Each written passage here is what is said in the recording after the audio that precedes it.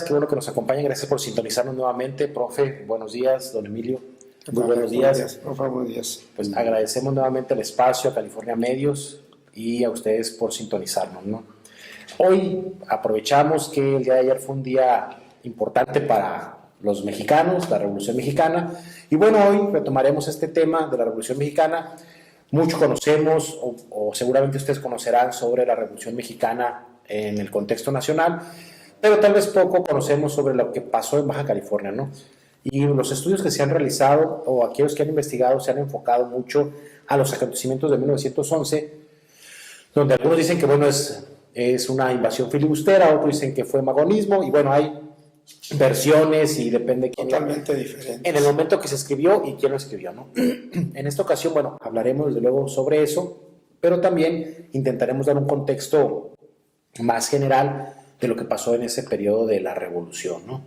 Entonces, bueno, si ustedes no disponen de otra cosa, profe, pues iniciamos con el tema. Previo digamos, para contextualizar un poco, vamos a hablar que en ese momento, previo a la Revolución Mexicana, o a lo que conocemos como la Revolución Mexicana en 1910, algunos años atrás, había como autoridades solamente en Baja California lo que es el jefe político y militar del Distrito Norte de la Baja California, que se encontraba con sede en Ensenada, y que era el representante de la federación. Por ser distrito, digamos que no hay una elección aquí en el distrito para elegir a su gobernante, ¿no? Entonces era una extensión o lo ponía el presidente de la República en turno, ¿sí? Entonces ese es el jefe político, ¿no? Y las actividades que tenía el jefe político básicamente era el de informar qué es lo que estaba pasando aquí en la Baja California, mantener a la Baja California, digamos, sin disturbios, y no tenía dentro de sus actividades el cobro de impuestos. De la manera como se hacía de dinero o pagaba sus gastos era por las aduanas que existían en ese momento en Ensenada, en Mexicali y en Tijuana. Solamente eran sus ingresos. Estaba el ayuntamiento de Ensenada. Era el único ayuntamiento. Por el número de población y desde luego la población tan dispersa, solamente había un ayuntamiento que tenía también su sede en Ensenada. Digamos que lo político, administrativo se encontraba ambos en Ensenada, ¿no? Y en este caso sí había una elección de presidentes municipales, pero a diferencia de cada 3 años como lo hacemos ahora, era cada año, ¿no? Se presentaba cada año. Y bueno, esto desde luego que el ayuntamiento sí tenía podía cobrar impuestos, y bueno, ahí el ayuntamiento generaba los impuestos de comercios, bueno, una cantidad de impuestos que era como se hacía de recursos, ¿no? Entonces, esto va a permanecer, digamos, funcionando justamente hasta poco antes de que empiece la Revolución Mexicana. Cuando inicia la Revolución Mexicana, esto va a cambiar y en realidad los efectos que va a tener aquí en Baja California, pues más bien serán desde luego cuestiones políticas de quién va a tener el poder, el dominio, y se empieza a ver un enfrentamiento entre grupos antagónicos, que unos sean apoyados por los representantes del gobierno federal y otros no, otros eran apoyados y se identificaban con parte de la comunidad en Baja California, ¿no? Entonces, es lo que vamos a ir viendo un poco a lo largo de este programa, cómo estos dos grupos antagónicos pues bueno, van a tener sus pugnas, principalmente en lo político y en lo económico, ¿no? Así es. Muy bien, bueno, pues adelante, entonces continuaríamos con esta parte de qué es lo que pasa en Baja California durante la Revolución Mexicana. También, profe, don Emilio, sería importante mencionar que cuando hablamos de Revolución Mexicana y la población en Baja California, no nos imaginemos la gran población. Es más, ahorita, más o menos, en Tecate debemos de andar entre los 100,000 habitantes, más o menos, ¿no? Pues bueno, en aquel tiempo, según estadística, nos dicen que había un promedio de 10,000 habitantes en todo lo que era la Baja California, ¿no? Todo. Sí. Entonces, en realidad era poca población y donde se encontraba más congregación de ella era en Ensenada, desde luego en Tijuana un poco, y en Mexicali y en Tecate, y empezaba, eran ranchos un tanto dispersos, más ganaderos, agrícolas, pero más como de autoconsumo, no eran así como las grandes exportadoras, no era más bien un comercio local. En Tijuana, para cuando inicia la Revolución Mexicana, estamos hablando de que hay poca población, pero como lo vimos en con programas anteriores, la población que se encuentra empieza una restricción de la bebida, lo que llaman la ley Boslett o ley seca en Estados Unidos, bueno, en California específicamente, y eso empezará a traer turistas a Tijuana, y entonces lo que empieza a ofertar en Tijuana son atractivos o actividades para el turismo que viene de Estados Unidos. Entonces, eso es lo que empieza a hacer que Tijuana empiece a tener población, empiece a crecer su población. En el caso de Ensenada, bueno, por tener las dos cabeceras, tanto la de federal o la de gobierno estatal como la de ayuntamiento local, pues era un espacio donde había una mayor cantidad de población porque era donde se encontraba la sede política y económica de lo que es la Baja California, ¿no? En Mexicali, para recordar también, empieza a crecer su población a principios del siglo XX, más por la importancia y el crecimiento de Valle Imperial. Entonces eso va a repercutir en Mexicali y sobre todo en los trabajos que se empiezan a hacer para dirigir o para dirigir el cauce del río Colorado. Eso va a traer también población y empieza a haber que se abran algunos negocios más también dedicados al esparcimiento de la bebida, las chicas malas y entre otras cosas, ¿no? Entonces, bueno, eso es lo que encontramos y ese panorama encontramos en Baja California cuando va a iniciar la revolución en 1910. No pensemos en la gran cantidad de población, en las ciudades así grandes y donde todos, es más, pensemos en esta población tanto dispersa, separada en todo lo que es la Baja California, ¿no? Entonces, con ese contexto, pues inicia en Baja California o en el centro del país la Revolución Mexicana, que a nosotros abiertamente, digamos, el periodo o el movimiento armado, pues va a ser en el 11, ¿no, don Emilio? El 11, sí, efectivamente. Sí, precisamente es en el 11 que los estudios, precisamente esta página histórica, nos reflejan ese acontecimiento, unos a que sí fue parte de la revolución, ¿verdad?, que se generó en el centro de la República, y otros a que fue una invasión filibustera. Quiérase o no, si era parte de una revolución o fue una invasión, bueno, pues yo creo que los estudios son los que tienen la última palabra, ¿no? Simplemente nosotros el análisis que hacemos es que los tecatenses específicamente hablando, tanto los rancheros, los nativos y los colones, hay que hacer un análisis muy bien quiénes eran los colonos, quiénes eran los rancheros y quiénes eran los nativos, ¿sí? Los colonos eran aquellos hombres que prácticamente vivían en una población no tan densa, pero ya estaban ahí. Y los rancheros todavía estaban esparcidos, ¿verdad?, en sus lugares, en sus ranchos establecidos. Y los nativos, pues ya vemos que una ranchería se compone por un grupo familiar o un clan familiar. Eso es para hacer una diferencia en esos tres puntos: el colono, el ranchero y los nativos, ¿no?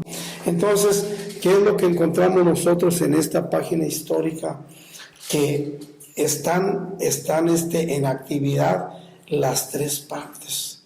Las tres partes están en constante actividad, ¿no? Quieras o no, si fue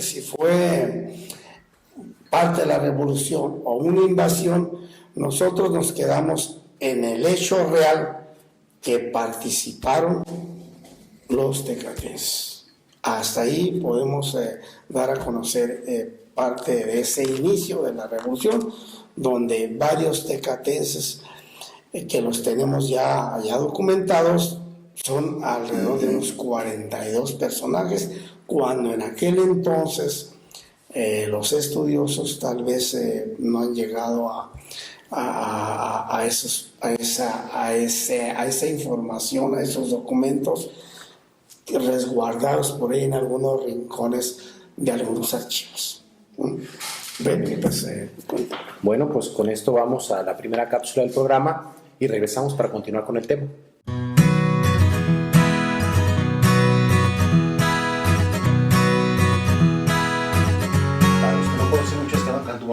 quién era Esteban Cantú, de dónde sale Esteban Cantú y desde luego cómo es que llega a Baja California. Bueno, Esteban Cantú es de Nuevo León, nació en 1880 y en ese contexto de su juventud, bueno, su padre fue militar y al parecer está en ese contexto también en el que de alguna manera, o lo contextualicé en un periodo en el que como su padre fue militar y una manera de ascender socialmente en ese periodo también era que muchos hombres sobre todo pues ingresaban al ejército para escalar socialmente, ¿no? Entonces en ese sentido Cantú al parecer sigue la tradición familiar junto con su hermano José Cantú. Entonces aproximadamente entre 1897 entra al heroico colegio militar y sale como teniente de caballería, y después de eso en la parte norte del país participa en ciertas campañas, pero es más que nada como haciendo mapas, trabajos de vigilancia. También participa en la reserva, pero son trabajos así muy secundarios. Lo importante o lo que lo va a impulsar sobre todo en su carrera militar es cuando viene a Baja California, sobre todo al mando del general Manuel Gordillo Escudero en 1911. Viene a apaciguar, bueno, con el intento de apaciguar un conflicto armado que hay en Baja California en 1911 para ayudar al coronel César Vega, con algunos historiadores dicen que es magonista, otros grupos rebeldes.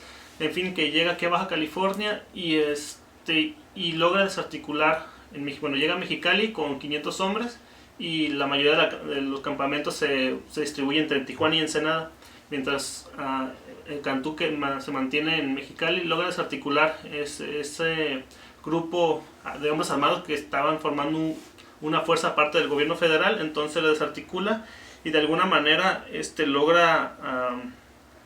lo desplaza ese grupo armado y logra tener se gana la confianza de los mexicalenses, ¿no? Entonces de alguna manera tiene un reconocimiento social por parte de la comunidad.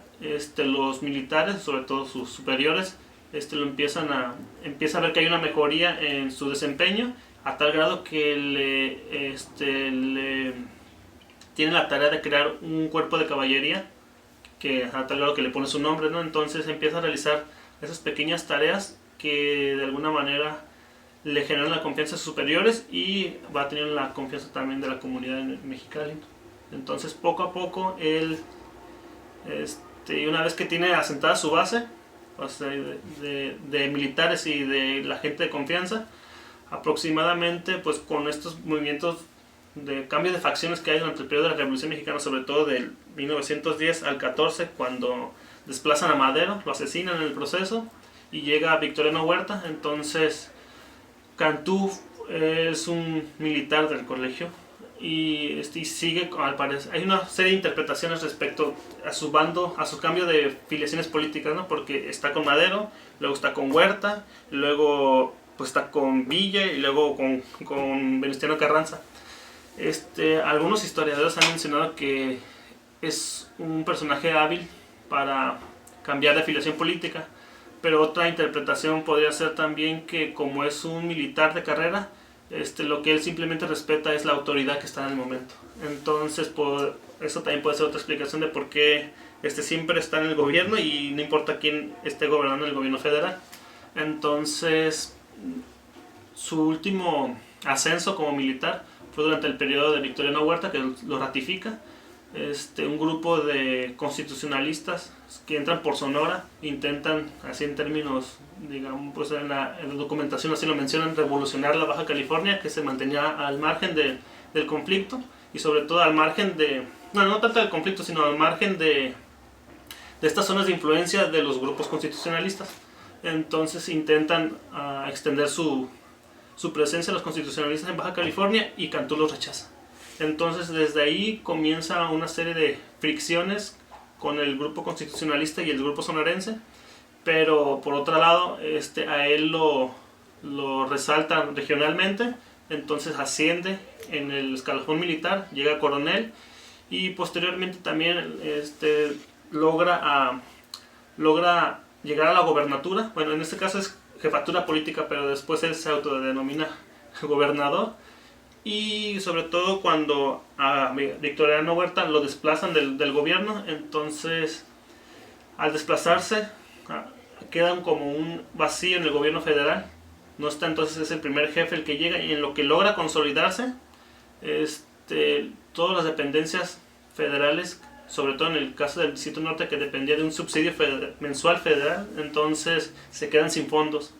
Y una de las preocupaciones principales de Esteban Cantú es hacerse de ingresos para no ser desplazado, porque era muy común en ese periodo de la Revolución Mexicana que los militares se amotinaron a no recibir su pago. Entonces hábilmente empieza a conseguir préstamos. Una vez que ya está instalado en el gobierno, crea una política fiscal pues muy interesante, que también le va a hacer a sus contrarios políticos le sirven como excusa para criticarlo, ¿no?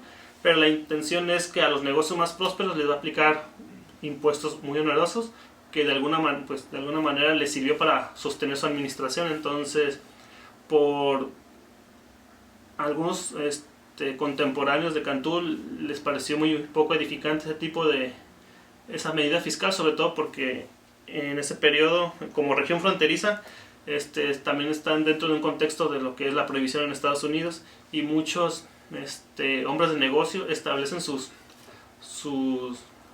pues empresas, sobre todo que tienen que ver con el licor, prostitución, venta de opio, y pues generan muchos ingresos. Y Cantú, más que rechazar ese tipo de negocios por la posible mala imagen que pudiera tener su administración, él los deja atrás y les aplica pues impuestos muy importantes, que de alguna manera eso va a despuntar económicamente el Distrito Norte, porque si el gobierno federal enviaba al Distrito Norte un subsidio mensual de 100,000 pesos mensuales, Cantú logró recabar oficialmente, lo que aparece en el periódico oficial, aproximadamente unos 3 millones y tantos en todos los años, durante los 5 años de su administración.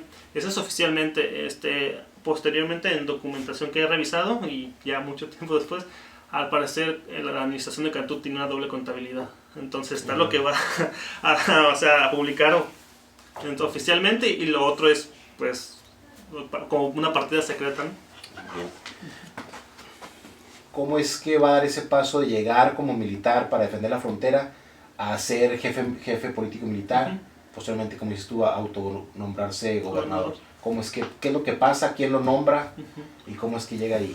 Una de las cosas interesantes, y dentro del contexto en que inscribo este proceso de consolidación del gobierno de Esteban Cantú, es que está el periodo de la Revolución Mexicana y hay varias facciones. En ese sentido, las facciones en que están en disputa es Venustiano Carranza y Francisco Villa, y la idea es de que cada quien está extendiendo sus zonas de influencia a todos los territorios que pueda. Entonces, para el caso de Baja California, hay intereses por parte de Francisco Villa de meter elementos, no sé si qué tan cercanos sean, pero el chiste es tener a un hombre que él pueda designar, y que de alguna manera los recursos que se extraigan ahí se dirijan a la causa de Francisco Villa.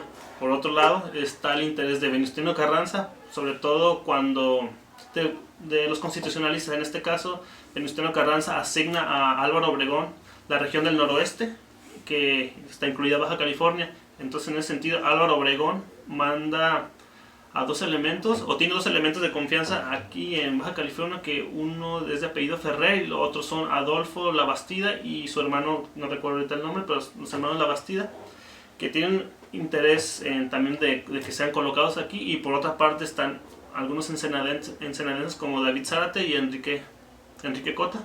Entonces hay un conjunto de intereses, sobre todo estos ensenadenses que ya habían tenido, o que habían prosperado en la burocracia, habían escalado, ascendido, y sus aspiraciones ya aspiraban a tener un cargo importante, no nada más como algún funcionario burocrático, sino ya tener algún cargo administrativo, ya sea sobre todo en el ayuntamiento.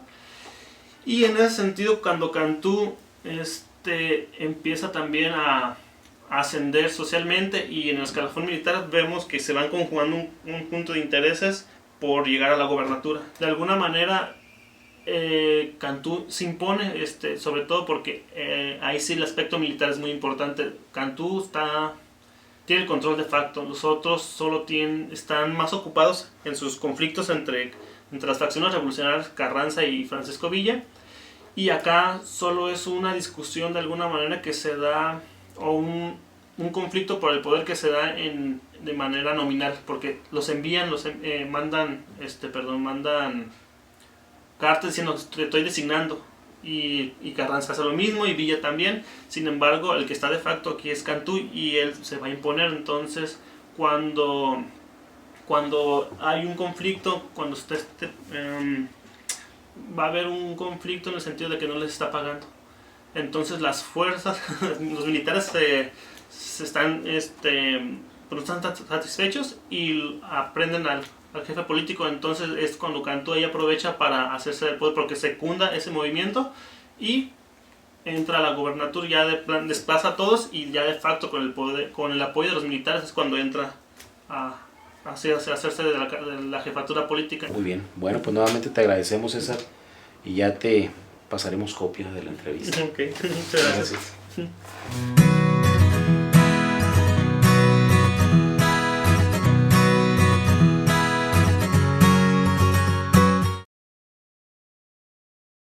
Pues regresamos para continuar con nuestro tema, y bueno, seguimos con lo que fue el periodo de la Revolución Mexicana y cómo repercutió aquí en Baja California, ¿no?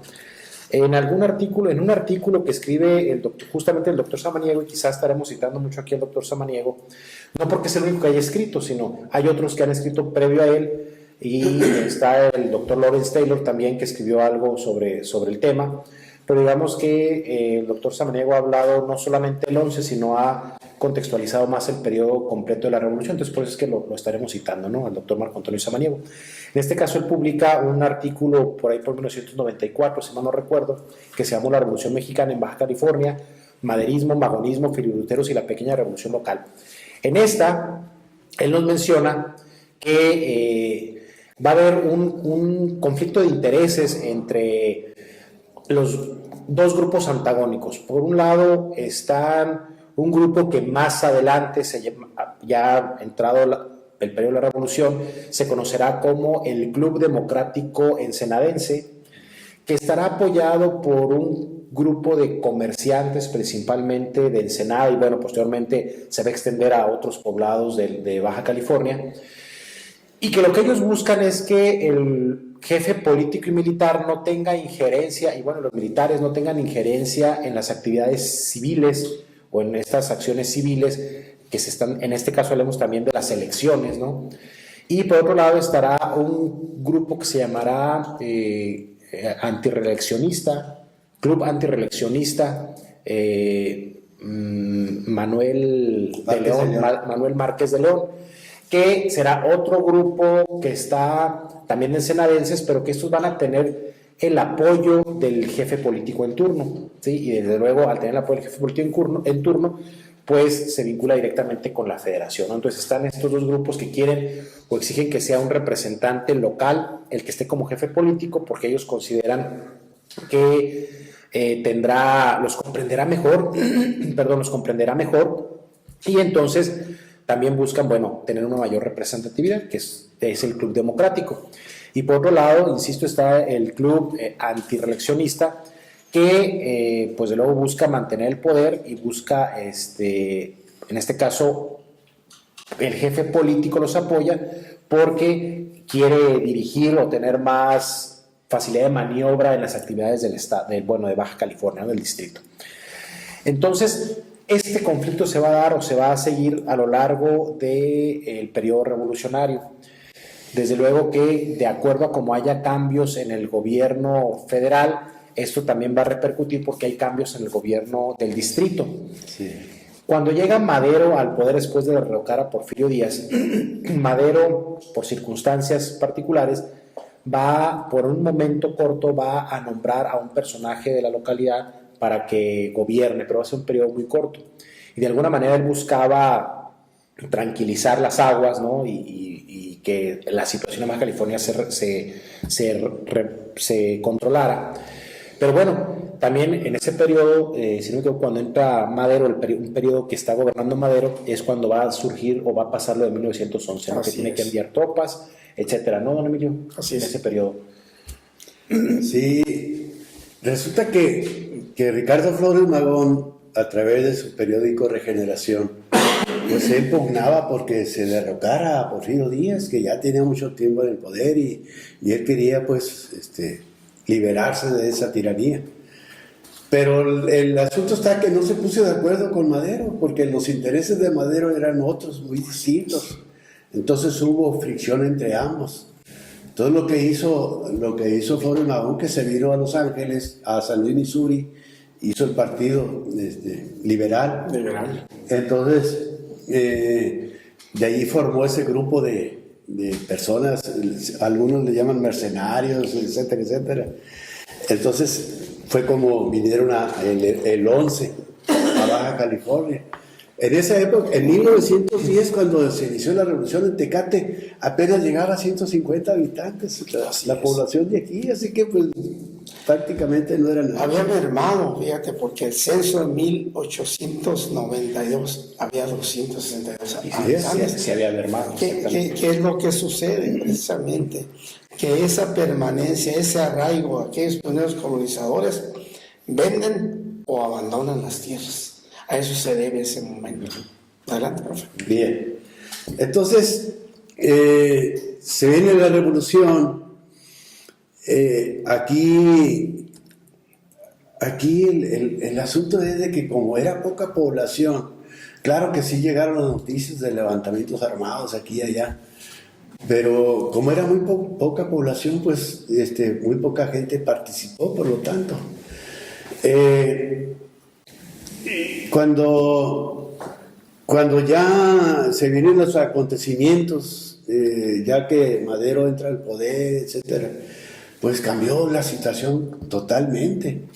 Sí, aquí habría que mencionar, como dice el profe, y que recordar que buena parte de la población civil, porque tenemos aquí de vecino al país de Estados Unidos, mucha se va a refugiar a Estados Unidos, ¿no? Bueno, a los lugares vecinos, ¿no? De Estados Unidos, a campo, pero digamos que otra parte va a quedarse a hacerle frente a esta invasión. Y aquí habría que explicar un poco, y aquí sí retomaría lo que explica el doctor Samaniego, que creo que es el que ha investigado más el tema y más acertado. Como usted dice, Emilio, no podemos negar que el acontecimiento sucedió. También no podemos negar que quienes pelearon y quienes tomaron las armas, por lo menos en una buena parte de ellos, la idea era que estaban expulsando a un movimiento filibustero o estaban contraatacando. Es la idea que tenían, ¿no? Ellos no sabían todo el contexto que ahora con los años pues podemos ver, ¿no? Y el doctor Samaniego lo ha analizado muy bien. Lo que hizo don Emilio es correcto, es decir, y el profe, los hermanos Magón van a crear un movimiento con intención de derrocar a Porfirio Díaz, y el 29 de enero de 1911 ese grupo va a irrumpir en lo que es la Baja California. Pero como era un grupo, digamos, más norteamericanos o de otras nacionalidades que mexicanos, los pobladores lo van a identificar como un movimiento anexionista. Entendamos filibustero, que vienen a derrocar el gobierno y a anexar la Baja California a Estados Unidos. Así es. El asunto es que tenían razón, bueno, no que tenían razón, pero estaba fundamentado que la población aquí lo pensara, porque desde mitad del siglo XIX eran constantes las amenazas, después de Walker en el 54, eran constantes las amenazas que vendrían o que querían anexar a Baja California, ¿no? Ya sea por el periódico, bueno, por distintas fuentes, llegaba la noticia de que había un proyecto para anexar a Baja California a Estados Unidos. Entonces, cuando ven esto los pobladores y que quienes vienen abanderando o vienen entrando a Baja California, la mayoría son extranjeros, pues ellos lo ven como que si en verdad es una intención, una amenaza, ¿no? Sí. Entonces, la intención de Magón, que era derrocar a Porfirio Díaz o iniciar la revolución, aquí se percibe de manera distinta, ¿no? Por esos antecedentes que hay. También lo que es cierto, y lo explica bien el doctor Samaniego, es que dentro de ese grupo que inició la revuelta en el 11, que los apoyados por Magón, hay diferentes, diferentes personas que tienen diferentes intenciones, ¿no? Entonces, conforme pasa el tiempo en este movimiento, Magón va perdiendo la autoridad o se le va saliendo de las manos el movimiento. Sí. Y así es como empieza a haber acontecimientos como la toma de Tijuana, como etcétera, que ya conocen ustedes, que es en ese momento ya hay quien sí estaba con la intención de la revolución, pero también hay quien sí tiene la intención de la anexión y hay quien sí tiene la intención de hacer una nueva república en la Baja California, ¿no? Pero no era el origen, no era la idea de origen. Eso se deforma conforme va pasando el tiempo y porque a los hermanos Flores Magón se les va de las manos el movimiento, ¿no? Pero no era la idea original. Y es así como los que están en Baja California empiezan a defenderse, y esto de que había una intención de que algunos sí creían en la revolución es porque unos de ellos se van a anexar a Madero, ¿no? Se le van a unir a Madero para ir a la revuelta, ¿no? Pero bueno, eso lo hablaremos más adelante. Vamos a nuestra cápsula y regresamos con el tema para que ahí don Emilio es el que nos va a platicar. Estamos a viernes 10 de abril del 2009 y este es el camino para ir a Palmas de Cantú. Bienvenidos a esta sección de travesías. En este caso vamos a Palmas de Cantú. Es una zona arqueológica que se encuentra bajando la carretera Rumorosa en el área de la Laguna Salada. Ahí hay una salida a su mano derecha, es un camino de terracería que es accesible para cualquier vehículo. Sin embargo, por el tipo de camino, pues hay que ir con calma, hay que ir despacio para poder llegar sin ningún problema. Esta zona es nombrada Palmas de Cantú porque en algún momento, por allá en el periodo de del coronel Esteban Cantú, se utilizó como extracción de oro. Había algunas minas de oro. Desde luego fue poco lo que se extrajo, pero sin embargo le interesaba o tuvo intereses Esteban Cantú en esa zona, por eso es que se conoce como Palmas de Cantú. Y lo de Palmas, porque lo van a ver, ahorita ustedes lo estarán viendo en sus imágenes, como hay unos oasis de palmeras. En esa zona, ustedes cuando llegan podrán sorprenderse al ver ahí al pie de algunas pequeñas montañas que hay una cantidad de rocas que, si ustedes lo recorren tranquilamente, lo caminan al espacio, van a encontrarse con algunos petrograbados.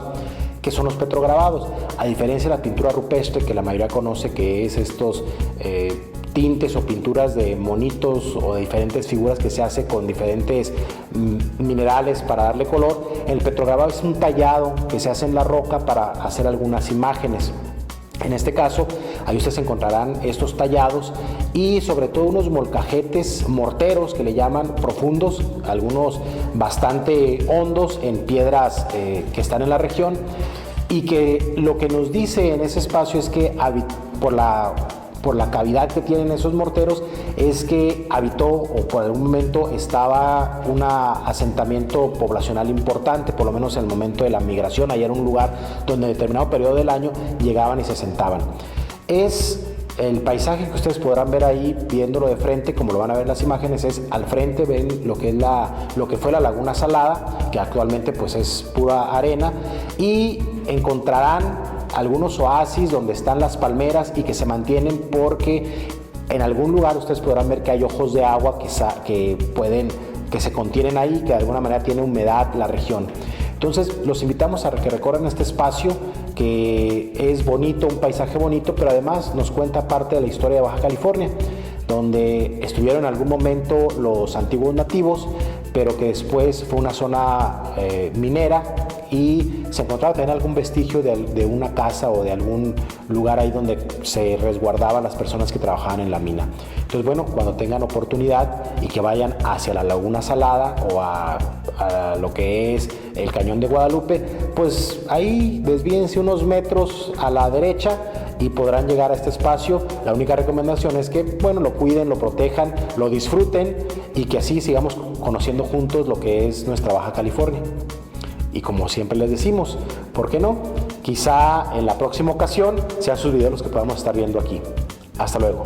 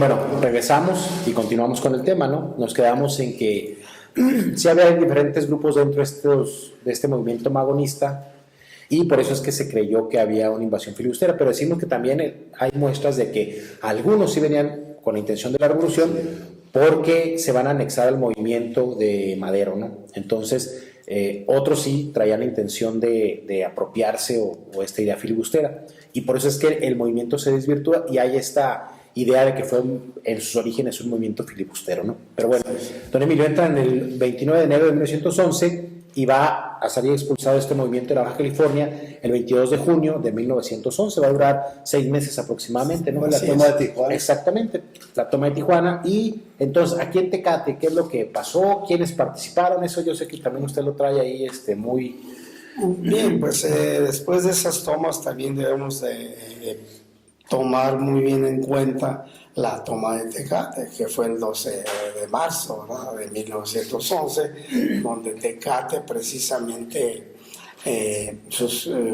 es abandonado por sus residentes, ¿no?, para refugiarse en Campo, California. Habla la historia de caravanas a pie y a caballo y en carreta para irse a resguardar por mayor seguridad el poblado más cercano, ¿verdad?, que fue Campo, California. Otros hablan también del señor Federico, agrupa cierta cantidad de residentes para darles protección en el Cerro del Cuchumá. Son pasajes históricos muy importantes que no debemos olvidar. Bien, Tecate, la participación de los tecatenses es interesantísima porque a mí me llega mucho esta frase de Celso Vega, jefe político, jefe de armas en aquel entonces, donde dice: es admirable que los octogenarios de Tecate, con valentía,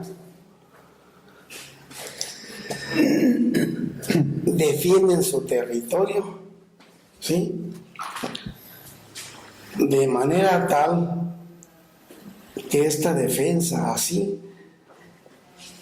nos da a conocer dos cosas muy interesantes, estos octogenarios. Una, que fueron aquellos hombres que vinieron de la Alta California o del estado de Sonora o diferentes lugares y fundaron el pueblo y además lo defendieron. Para mí es una doble deuda que tenemos los tecatenses ante esos personajes, ¿sí? Yo creo que aquí es importante de veras hacer un análisis muy profundo y reconocer a esos hombres. Bien, en un principio de la revolución, recordemos este pasaje de Madero. Madero, sus ideales eran otros. Pancho Villa o Doroteo Arango eran otros. Los de Zapata eran otros. Cada quien en sus ideales, en su manera de conducirse, eran algo no común a todos aquellos grupos participantes. Madero sabemos que era por el lado político.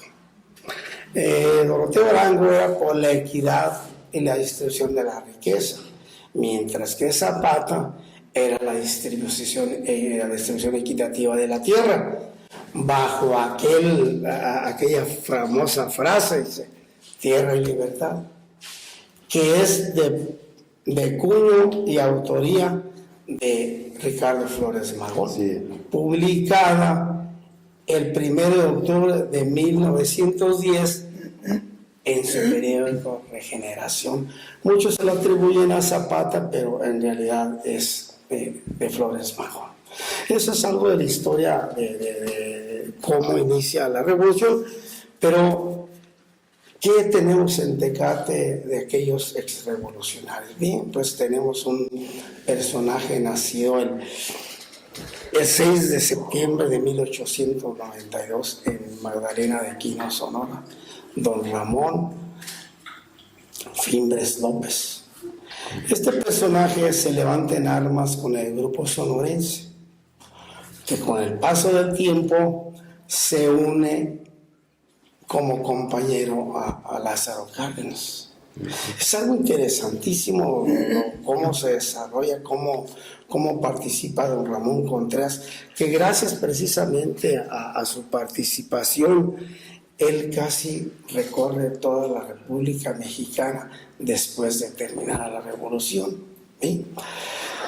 Don Ramón Fimbres llega a Tecate en los 40, se convierte en jefe de Hacienda, se convierte también con delegado de la Almorosa, ¿sí?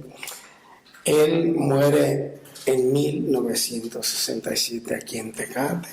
La verdad, la historia de él es para analizarla, para escribirla y darla a conocer. Una cosa muy importante, que él se carteaba con Lázaro Cárdenas cuando Lázaro Cárdenas toma la presidencia. Una copia de esa correspondencia del taller de historia la tiene en sus archivos, ¿no? Donde le hago: camarada, no sabía que usted estaba en la región por mi vista. O sea que Lázaro Cárdenas, cuando llegaba o pasaba hacia Ensenada, se hospedaba en Rancho El Carrizo, uno de los primeros complejos turísticos que tiene Tecate. Es uno de los primeros complejos turísticos. Entonces, esos pasajes de la historia de la revolución por un revolucionario que eligió precisamente pasar sus últimos días en Tecate, porque aquí está sepultado, fue don Ramón Fimbres López. Otro personaje interesantísimo, don Marciano Silva, acérrimo enemigo de José María Guajardo, al que se dice que fue el autor de la muerte de Emiliano Zapata. Así es. ¿Sí? Cosa curiosa, don Marciano Silva nació en Arímbaro, Michoacán. Me tocó conocer ese personaje en mi tierra. Allí en mi tierra precisamente nada más divide el lugar donde nació su esposa, doña Felipa, y Botello, de donde soy originario. Me tocó conocer este personaje, un hombre alto, que precisamente por la revolución, en un tiro que le pegaron en la cara, quedó afectada la manera de hablar. Así era don Marciano Silva. Don Marciano Silva vivió en La Viñita. Precisamente ese puente que está por ahí, que nada más sirve de adorno porque nadie lo usa de río, ahí precisamente este hombre pierde la vida al desnucarse. Se cae y allí muere. Pues por eso nadie lo usa, es peligroso. Peligrosísimo. Pero lo interesante de todo esto es que don Marciano Silva, cuando encontraba a don Eustolio Guajardo, dueño del rancho San Francisco, aquí muy pegado al cerro de Lobo, su nombre original, o Cerro de la Nopalera, como lo conocen últimamente, donde están las bombas del agua, no sé. Bien, siempre que encontraba al señor Guajardo, se decían hasta lo que se iban a morir. Mientras don Marciano Silva fue compañero de Pancho Villa, aquel lo odiaba precisamente por la muerte de Zapata. Eso es algo de nuestra historia de los tecates. Curiosamente, en el panteón municipal, número 1, que debía llamarse, por acuerdos de hace muchos años, Panteón San Ignacio, que tampoco han querido hacer caso, ¿verdad? Como si los hubieran elegido para pasar su descanso. Las tumbas, tanto de don señor Eustolio Guajardo y la de don Marciano Silva, son vecinos tomados en la mano. Son cosas del destino. Así es. Bien, pues esa es parte de nuestra historia de estos personajes que eligieron pasar sus últimos días en Tecate. Se llegó nuevamente el tiempo, nos llegó y tenemos que terminar este programa, pero bueno, les agradecemos su sintonía y nos vemos la próxima semana, profe. Don Emilio, nos estamos viendo la próxima semana, gracias a California Medios, a Rubén y a los jóvenes que están aquí atrás con nosotros. Muchas gracias y nos vemos la próxima semana.